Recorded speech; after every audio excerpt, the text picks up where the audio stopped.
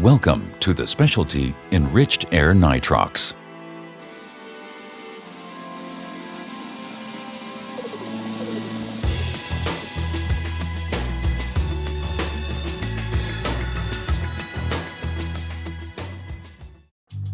If you're interested in more longer bottom times and shorter surface intervals, or more safety, then Nitrox is for you. As you will learn in this program, Enriched Air Nitrox can provide many benefits for recreational divers. Whatever you decide, we hope you enjoy learning all about Enriched Air Nitrox. Of all the advances in recreational sport diving, perhaps none generates more excitement than the use of Enriched Air Nitrox. The term EANX has been shortened to Nitrox. Yes, Nitrox sounds like voodoo gas, but it's quite the contrary. The major benefit of diving with Nitrox is the gas that limits our depth and time, nitrogen. Simply stated, Nitrox is any mixture of oxygen and nitrogen. For example, the air you are breathing right now is one form of nitrox. We will use the term nitrox and the acronym EANX solely to refer to mixtures with oxygen concentrations, FO2s, of 22% or more. EANX is an acronym for Enriched Air Nitrox, in which the X is a variable standing for the FO2 value. Thus, EAN32, for example, represents a nitrox mixture with an FO2 of 32%. The terms richer and leaner are often used to compare nitrox mixtures with differing FO2s. The two most commonly used nitrox mixtures are EAN32 and EAN36. These mixes are also known as Nitrox 1 and Nitrox 2. However, as one approaches the recommended depth limit for recreational diving, the higher concentration of oxygen in EAN36 puts recreational divers at greater risk of O2 toxicity than EAN32 does. Nitrox has the potential to benefit divers in at least two significant ways. Diving Nitrox exposes your body to less nitrogen than diving air does at the same depth. Therefore, it has the potential to provide longer, no decompression limits, shorter surface intervals, and longer repetitive dives. If you dive Nitrox within the same depth and time limitations as you normally do air, you can add more safety to your dive by reducing the risk of decompression sickness.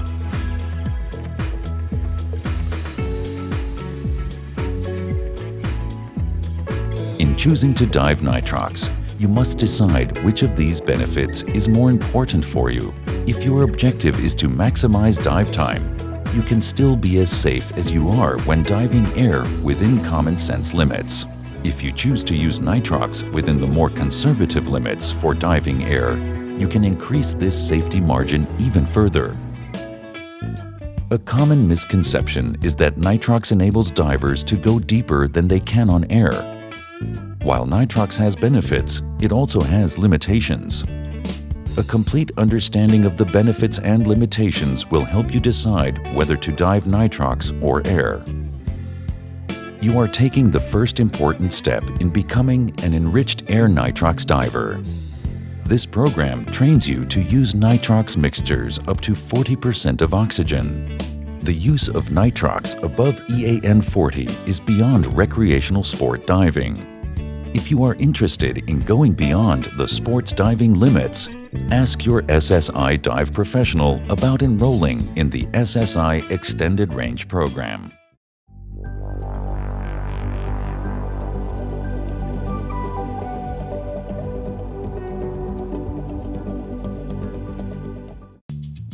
When you first learn to dive, you may have been told that breathing pure oxygen is toxic at depth. The degree to which oxygen is toxic underwater depends on factors such as the quantity of oxygen to which you are exposed and the length of that exposure. Remember, breathing Nitrox exposes us to considerably more oxygen than air does. For example, EAN32 contains over 50% more oxygen than air. This means that while oxygen toxicity is not a concern when diving air at normal recreational depths, the same may not be true of nitrox.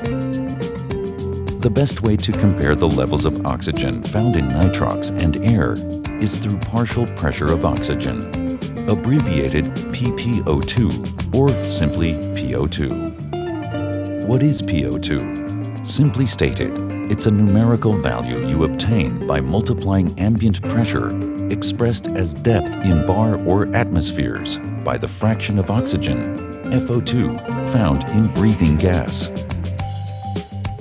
For example, air consists of 79% nitrogen and 21% oxygen.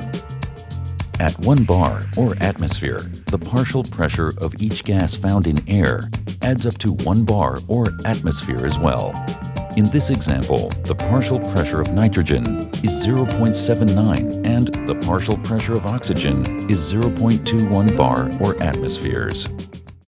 The risk of CNS oxygen toxicity becomes more substantial above a PO2 of 1.4 bar or atmospheres.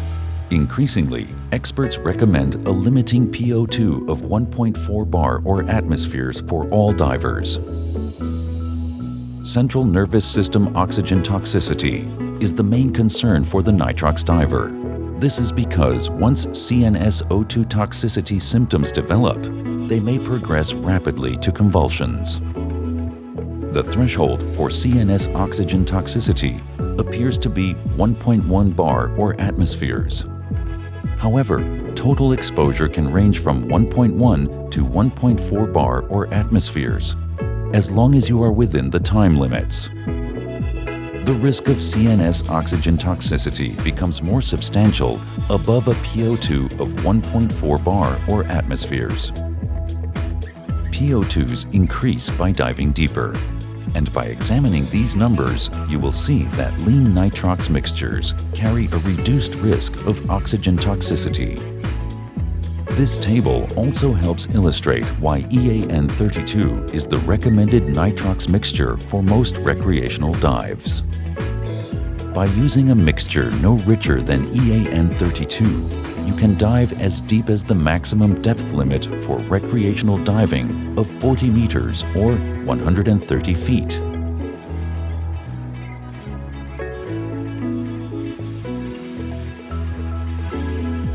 Several factors may contribute to CNS oxygen toxicity. Obviously, exceeding recommended limiting PO2s is one such factor. Another factor is length of exposure. The greater your total oxygen dose, as determined by a combination of depth and time, the greater the likelihood of a CNS hit. Another factor that may contribute to CNS oxygen toxicity is elevated carbon dioxide levels. This may result from exertion or from using an inadequate or poorly maintained regulator.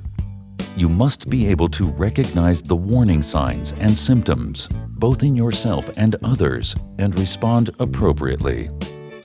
Signs of oxygen toxicity to look for in your body are convulsions, inability to stop whatever he or she is doing, unresponsiveness or irritability. Signs of CNS oxygen toxicity you may notice in yourself include visual distortion or tunnel vision, ringing ears, nausea, muscle spasms, irritability, dizziness. Any manifestation of the signs and symptoms of CNS oxygen toxicity requires an immediate response. The focus of that response should be reducing the affected diver's exposure to oxygen by ascending. If you notice these symptoms in yourself, signal your buddy and begin an immediate but controlled ascent. If CNS oxygen toxicity manifests itself in convulsions, there may not be much the convulsing diver can do about it.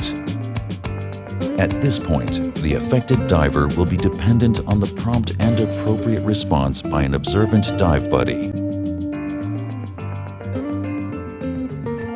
Regardless of what actions the situation dictates, Be sure to alert responding emergency medical system personnel and the emergency room physician that the affected diver may have had a reaction to elevated partial pressures of oxygen. The best way to deal with CNS oxygen toxicity is to prevent it. Steps that may help you to do so include establishing and remaining within maximum operating depth limits, limiting total O2 exposure to safe values, reducing CO2 levels. Let's examine each of these steps in more detail. Every time you dive nitrox, you should first establish a maximum operating depth, or MOD. Exactly what this MOD will be will depend on the concentration of oxygen in the gas you will breathe and the limiting PO2 you choose to remain within. Your exposure to elevated PO2s must not only stay within safe levels of maximum 1.4 bar or atmospheres, they must also not exceed safe time limits. The shallower you remain, the less risk there is of oxygen toxicity. Plan your dive so that it requires the least possible exertion. Avoid strong currents and long travel distances. Use only adequate, well-maintained regulators. The easier your regulator breathes, the less CO2 buildup you will experience. Be sure to discuss the suitability of any regulators you currently own or are considering purchasing for nitrox diving with your SSI dive center. Much remains to be discovered regarding the exact causes of CNS oxygen toxicity. Susceptibility to O2 toxicity may vary from individual to individual and from day to day. Staying within a particular limiting PO2 and taking additional precautions may still not prevent you from suffering CNS oxygen toxicity, which can cause serious personal injury or death by drowning or other causes.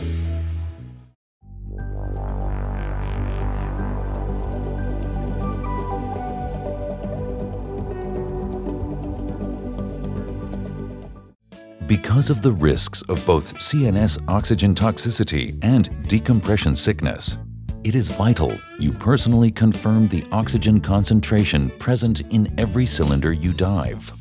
If you have not been able to maintain personal control over the nitrox cylinder you plan to use, do not assume its contents decal necessarily reflects what is now in the cylinder. Do not use any nitrox mixture unless you have either personally analyzed or witnessed the analysis of its FO2 content. To properly analyze cylinder O2 content, you will need an O2 analyzer, a flow meter, and whatever hardware is required to connect them to the nitrox cylinder you will be analyzing. You will also need a gas source containing either pure oxygen, air, or a nitrox mixture whose fraction of oxygen has been established unequivocally to calibrate your O2 analyzer prior to its use. We will cover the basic procedures needed to analyze cylinder content. As part of your nitrox diver training, you will practice these procedures under the direct supervision of your SSI instructor. The only pieces of dive equipment with which we need to concern ourselves in regard to nitrox are those that come into direct contact with the gas. These items include scuba cylinders and valves, first and second stage regulators, and any attached components. The chief concerns regarding these items are increased oxidation and the risk of fire or explosion. The O-rings, seals, and other components used in many pieces of scuba equipment are subject to oxidation. Over time, substances such as neoprene combine with oxygen and deteriorate. The presence of high concentrations of oxygen greatly facilitates the process of spontaneous combustion and thus increases the risk of fire or explosion. You must follow the manufacturer's specifications for use of your dive equipment. Rather than try to discern what these are on your own, your better choice is to consult your local SSI dive center. The term O2 clean means that all components of a scuba cylinder, valve, first and second stage regulator, or other equipment items have undergone a special cleaning process designed to remove any trace of hydrocarbon buildup, as well as any trace of grease or other non-oxygen compatible contaminant. The term O2 service rated means that an item has not only been completely disassembled and subjected to the O2 cleaning process, but also that it has been reassembled using only oxygen-compatible lubricants, O-rings, and other components. Any scuba cylinder that may contain gases other than air must be labeled as such. Were a diver to use an unmarked cylinder containing nitrox, mistakenly thinking it was air, he or she would risk unanticipated CNS oxygen toxicity. Likewise, were a nitrox diver to use a cylinder containing air, mistakenly thinking it was EANX, he or she might increase his or her risk of decompression sickness. SSI's recommended nitrox cylinder decal spells out more clearly what the encircling band does and does not mean. It also provides some basic warnings regarding nitrox use. More importantly, it reminds divers of the vital importance of personally analyzing or witnessing the analysis of the FO2 level of the gas contained in the cylinder prior to using it.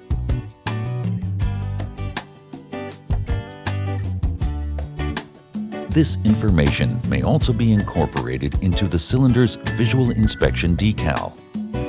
If it is not, a separate visual inspection decal is required.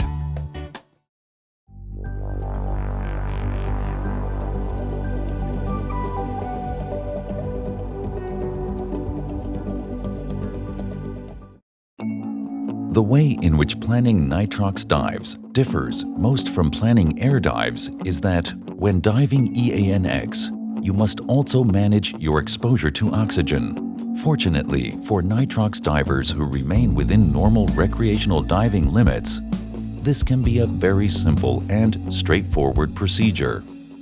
Although diving nitrox reduces your exposure to nitrogen, it does not eliminate it. Even though you use one or more of the accepted methods for planning nitrox dives correctly, you may still suffer decompression sickness.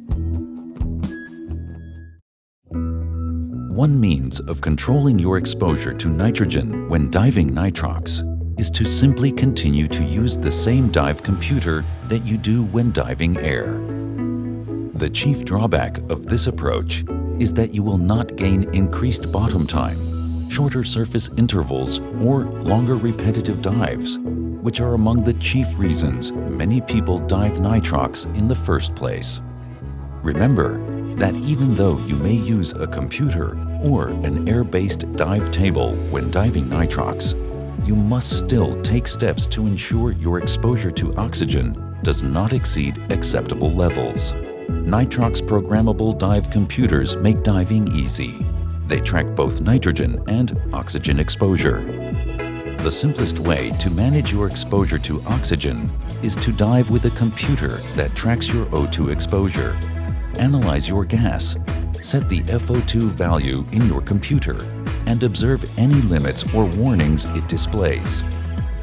This method also provides all of the other benefits you gain from diving with a computer, which include tracking nitrogen absorption, maximizing your bottom time, and the ability to accurately monitor your ascent rate. An alternative, simple approach to managing your exposure to oxygen is for you to remain within the maximum PO2 of 1.4 bar or atmospheres and make certain that your total bottom time for all dives on a 24-hour period does not exceed 180 minutes.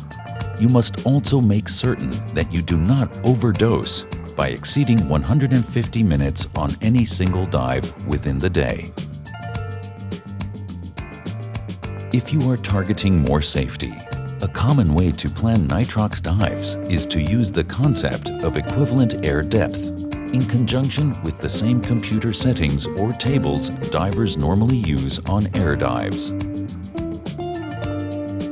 Many nitrox divers like to use the fact that EANX contains less nitrogen than air to gain an additional safety margin.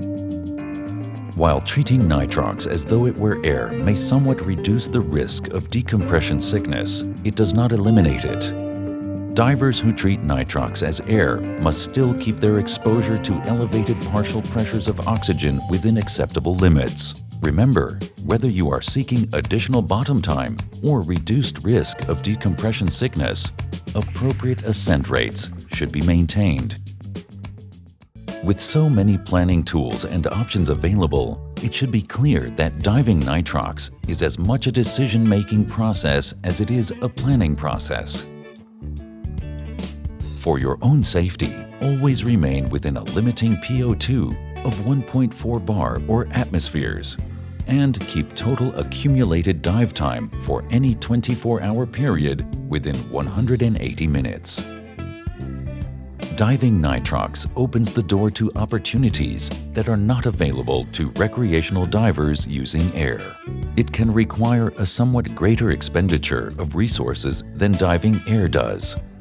But if you poll those divers who have discovered the world of EANX diving, the general consensus would be it's worth it.